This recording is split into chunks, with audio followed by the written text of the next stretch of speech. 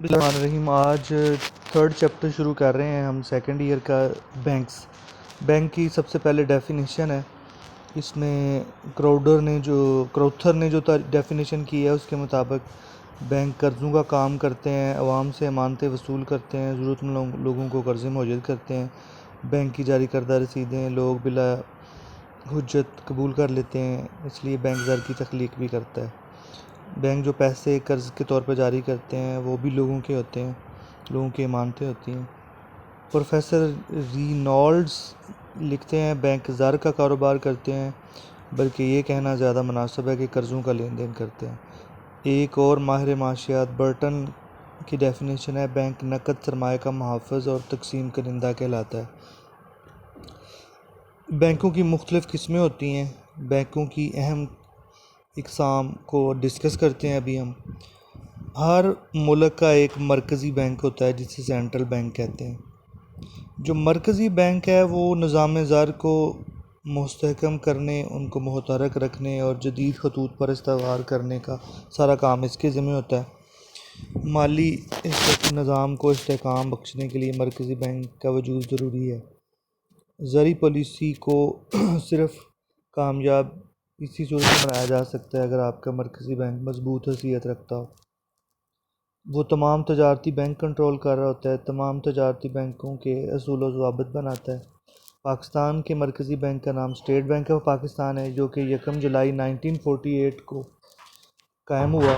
ہندوستان میں مرکزی بینک کا نام ریزرو بینک آف انڈیا ہے، انگلستان میں بینک آف انگلینڈ ہے اور امریکہ میں فیڈرل بینک آف امریکہ ہے۔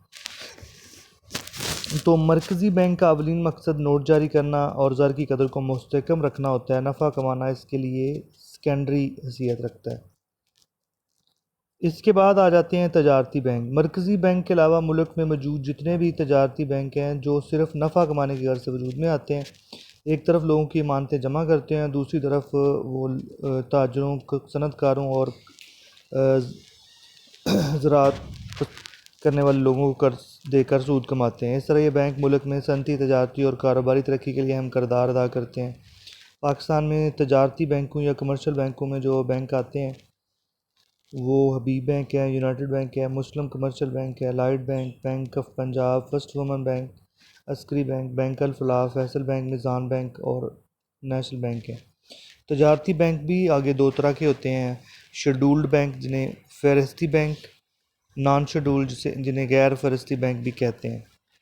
فہرستی بینک ایسے بینک ہوتے ہیں جو کاروبار شروع کرنے سے پہلے مرکزی بینک سے اجازت لیتے ہیں اور ان کے سرمایہ کی کم سے کم حد کا تعین بھی مرکزی بینک کرتا ہے۔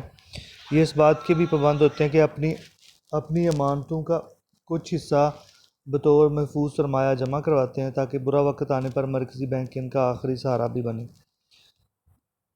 پاکستان میں جیسے کہ پہلے بتایا، حبیب بینک، نیشنل بینک، لائٹ بینک، یہ سارے فہرستی بینک ہیں۔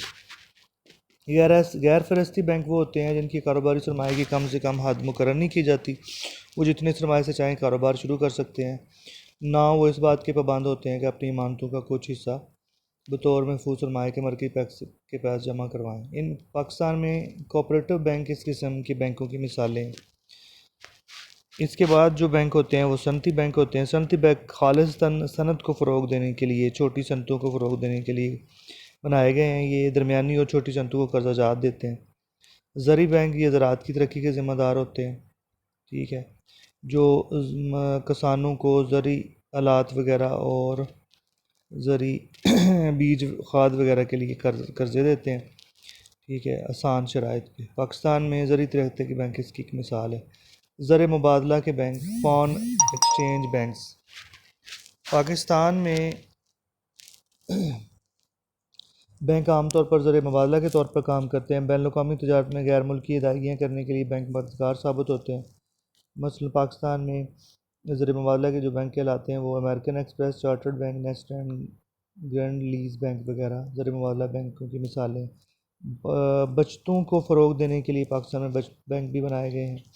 پاکستان میں ڈاک خانے اور قومی بچت کے مراکز جو ہیں یہ بچت لوگوں کی رقموں کو جمع کرتے ہیں اور بچت بینک کی نمائندگی کرتے ہیں۔ امداد باہمی کے بینک، کچھ بینک امداد باہمی سے کام کرتے ہیں اور ان کے زیادہ سرمایہ اپنی مدد آپ کے تحت اکٹھا کیا جاتا ہے۔ ان کے فرائض وہی ہوتی ہیں جو کام بینکوں کے ہوتے ہیں۔ زرعی کاشتکاروں کو سہولت فراہم کے لیے قائم کیے گئے جاتے ہیں۔ رہن کے بینک، مارٹگیج بینک، یہ ایسے بینک ہوتے ہیں جو لوگوں کی جائیداد مثلا زمین، مکانات، صنعتی مشینری اور دیگر قیمتی اشیاء کو بطور مارٹگیج رکھ کر انہیں قرض دیتے ہیں، اور جب رقم قرض کی واپس نہیں ملتی تو اس جائیداد سے اس کو فروخت کر کے آمدنی حاصل کر سکتے ہیں۔